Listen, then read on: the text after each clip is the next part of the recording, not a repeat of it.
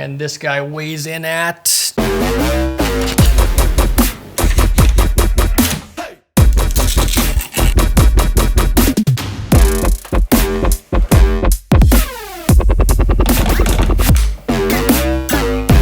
The rig I'm building today was designed to be as ergonomic as possible. I wanted the viewing angle to not hurt my neck, the back of the rig to not uncomfortably jab my stomach. So every piece of hardware here was chosen to be as comfortable as possible, which will not only make for a better user experience, but will also lead to smoother, more organic looking handheld footage because the camera's weight isn't fighting against me. It's gonna be working with me. Quick disclosure here, when I was planning this build, I went on B&H and naturally filled up a cart with a ton of gear, and I noticed over half of the products were from SmallRig. So I reached out to SmallRig, asking if they'd be interested in maybe sending me some of these products, and they said, well, we can send you these products. So this stuff I bought, this stuff they sent me, and of course, all the opinions I share are my own, and this rig will end up being a Frankenstein of a lot of different brands, but SmallRig did help me out with a few items, including this cage. So this cage I'm using is SmallRig's handheld cage. They sell a portable cage, which is just the top plate, bottom plate. The handheld cage includes the side plate. Now, previously I was using the Tilta full cage, but one of the huge benefits of going for the SmallRig cage when shooting handheld specifically is that you don't have this big piece of metal digging into your palm. The Tilta cage might still be preferable to some people because it does have an RE rosette and a bunch of other mounting points on the side. So if you wanted to attach your own side grip and not use the C70s with the SmallRig cage, you would have to attach that with this little quarter 20 that's meant for vertical shooting.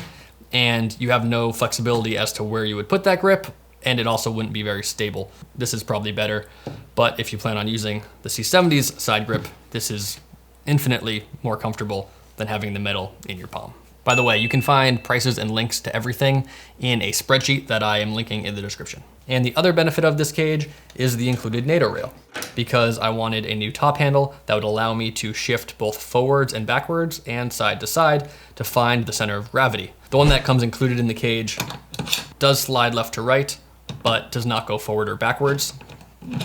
This Nato SmallRig handle both goes frontwards, backwards, and side to side. And I also took a cold shoe adapter and slid it into the cold shoe on the end of the handle to give myself like an extra inch or so of real estate. After I did this, I found out B&H actually sells hand grip extensions for this exact purpose. I'm not quite as clever as I thought I was. After I attached that, I wrapped it all in handlebar tape, and now it's very comfy and cushy and really just a joy to hold. So one thing that I won't be adding to this rig that probably a lot of other people would is an external monitor. I've talked about this a lot on my channel that I personally love the internal LCD on the C70. People who complain about it not being bright enough, I suspect do not have luminance turned up in the menu. Make sure that that is on +2. Do not touch brightness, that will wash out the image, but luminance is what actually just makes it brighter all around.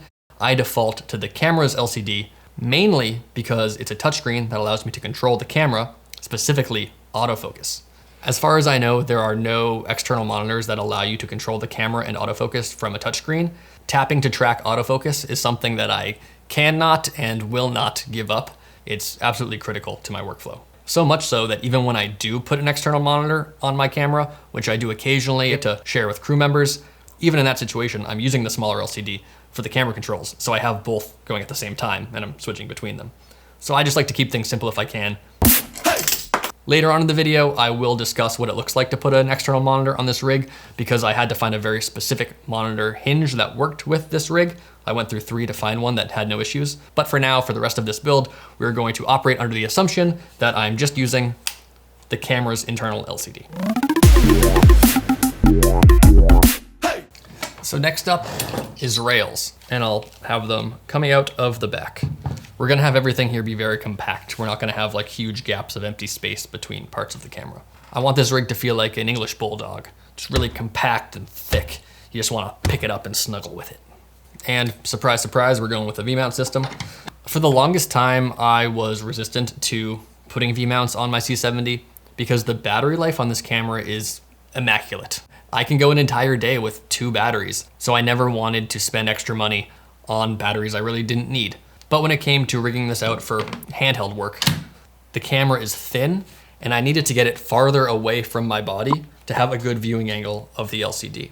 This is the KMTV Mini 99 V-mount battery. I actually first purchased the SmallRig 155 watt hour mini V-mount battery, which I think objectively just looks so sexy on this camera.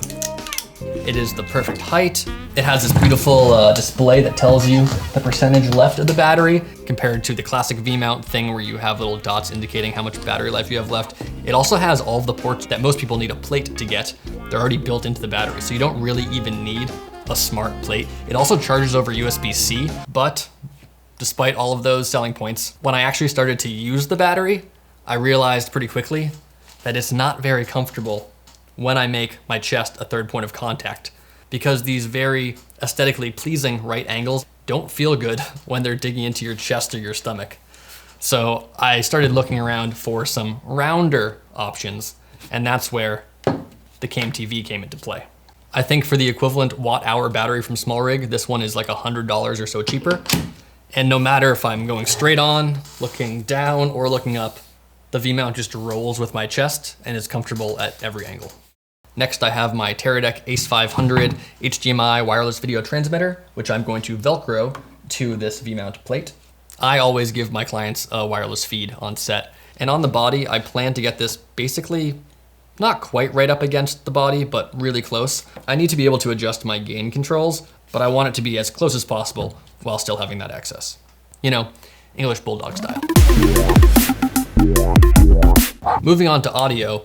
So the C70's native shotgun mount that you can detach from their top handle actually does attach to this cage. They left a little place for it. However, it completely obscures my view of the LCD screen, which, as I've mentioned, I will be using. So I needed a microphone and mount system that would both not obstruct my LCD view, but also not get in the way of my external monitor when I did eventually attach it, because I will be occasionally attaching it to the front of this top handle. And I landed on buying the MKE 400. Honestly, I don't really know a lot about audio gear, but I decided on this one because Mark Bone recommended it. Sennheiser. The one thing that does kind of bum me out about this microphone is the included cable, which is baby blue. Not exactly the style I would have chosen, but conveniently I can tuck it underneath this top plate, so we don't need any cable ties. And we actually won't need any cable ties for any parts of this rig. I actually bought some, but just didn't end up needing them. For my HDMI cable, I am using a coiled right-angled Condor Blue. I think I forgot to mention this before, but the SmallRig cage has HDMI protection built in. And I'm hiding this coiled cable down here. I will also be powering the Teradek via D-tap. I will wrap it around once. And I picked up this shape cable, which powers the C70 via D-tap. And we will also put this coiled cable in between here. Let's throw a lens on and do a quick comfort check to see how things are feeling. I can put one hand on the lens or put my fingers on the side of the cage. Because this side plate actually extends beyond the body, I've been wrapping my fingers around it, putting my thumb up against it, and have a super steady two-sided grip. And with this top handle, if anything is not quite right, you can very easily adjust with this NATO rail to get it all perfect. Every angle is comfortable with this V-mount.